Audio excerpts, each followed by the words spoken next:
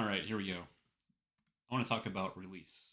This morning, through sitting in absolute stillness and silence with God, source the all, I had a huge revelation, a breakthrough.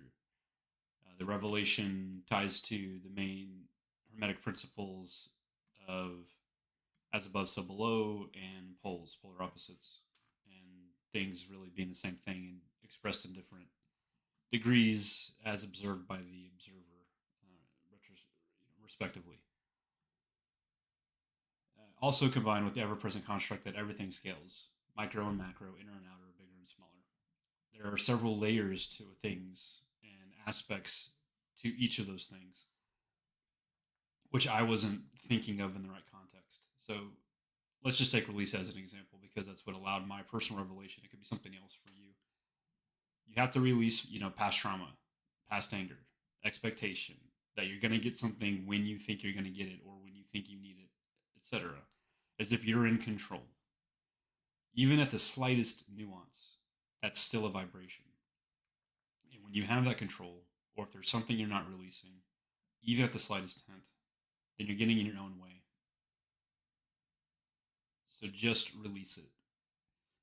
You don't have to keep holding on to it until it's manifested. You don't have to maintain the vision forever until it's tangible with you.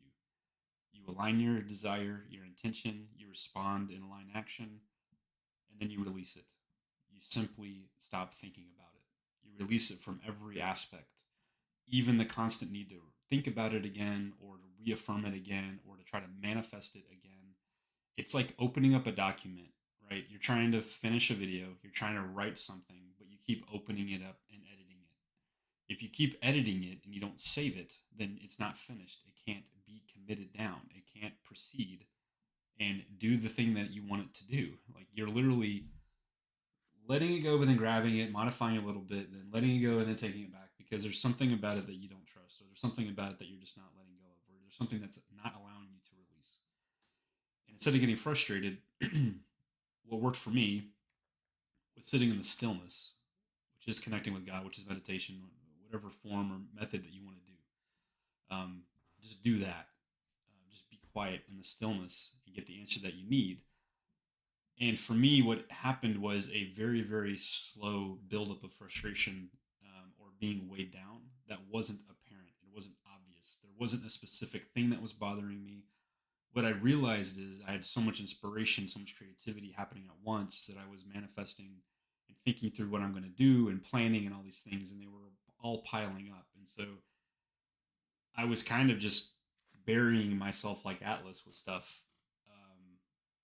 And thankfully, I was only slightly detached or slightly attached. If I was completely attached, like old me, I would have crushed myself. I would have gotten depressed, or who knows what would have happened. So thankfully, it was just very, very minor attachments that add a little bit of weight, but enough of them stacked up where the weight began to expound on itself. Point being is there's more to release. Like if you just say, "Oh, I release this, I'm good."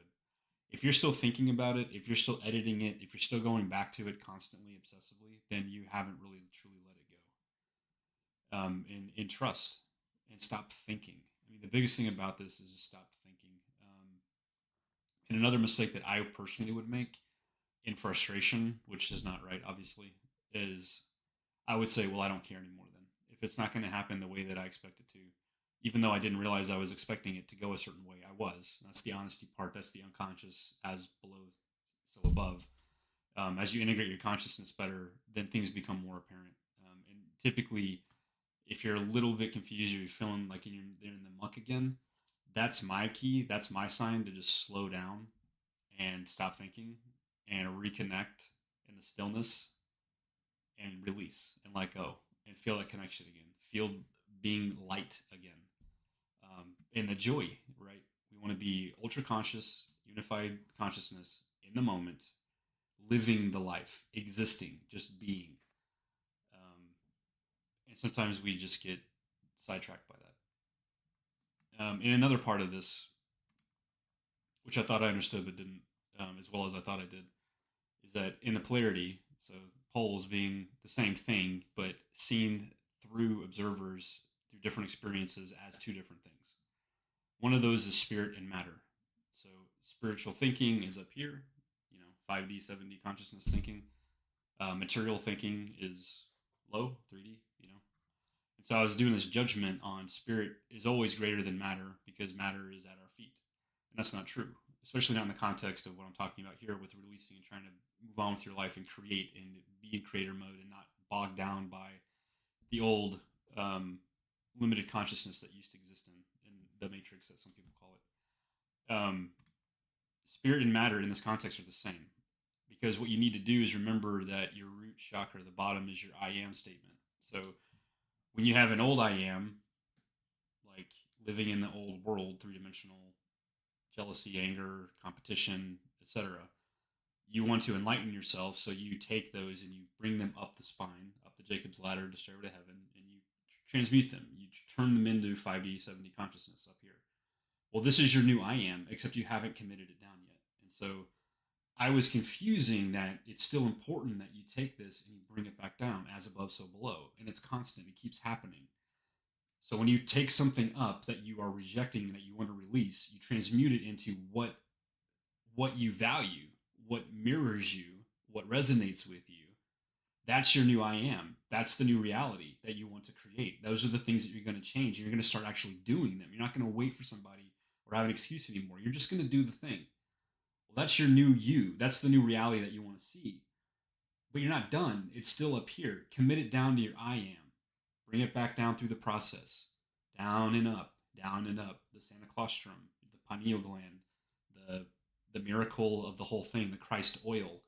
That's what you're doing here. And remember, vibration is always, sound is always, and it's scaling. It's scaling like in music scales. Micro and macro, inner and outer. You might be aware of the really obvious outer shell of releasing or control or doubt or fear. And you may not realize the subtle layers underneath.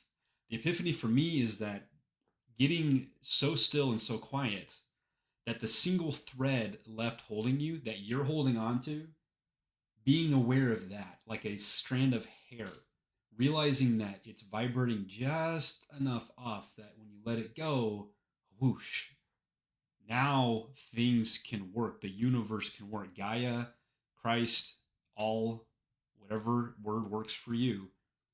Now it can do its thing. You've allowed universe to have the space. You did the work inside yourself, your shadow work and alchemy and transmutation, to make the space for you to materialize and transmute your negative old into ethereal light new.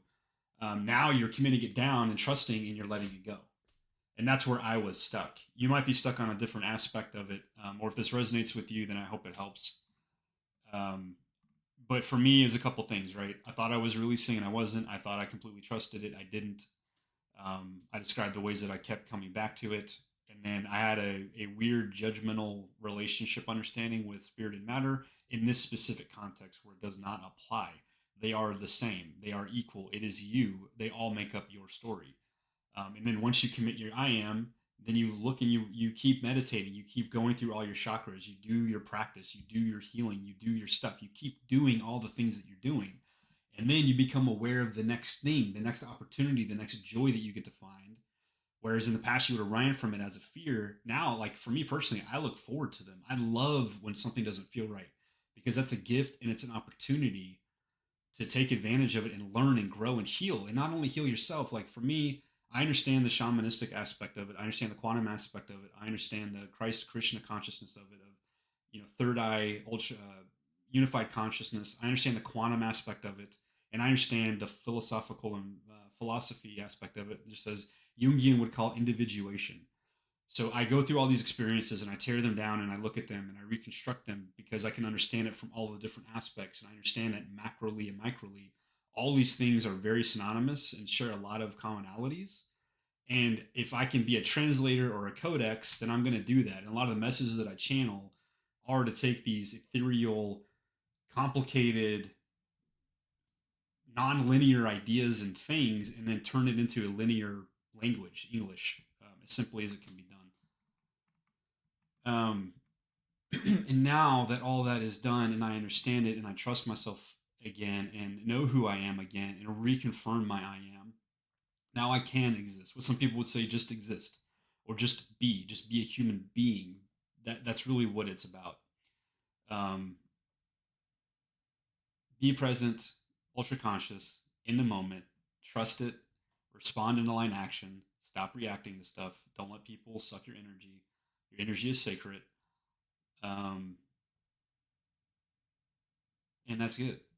Amen. Peace. Aum. Be well.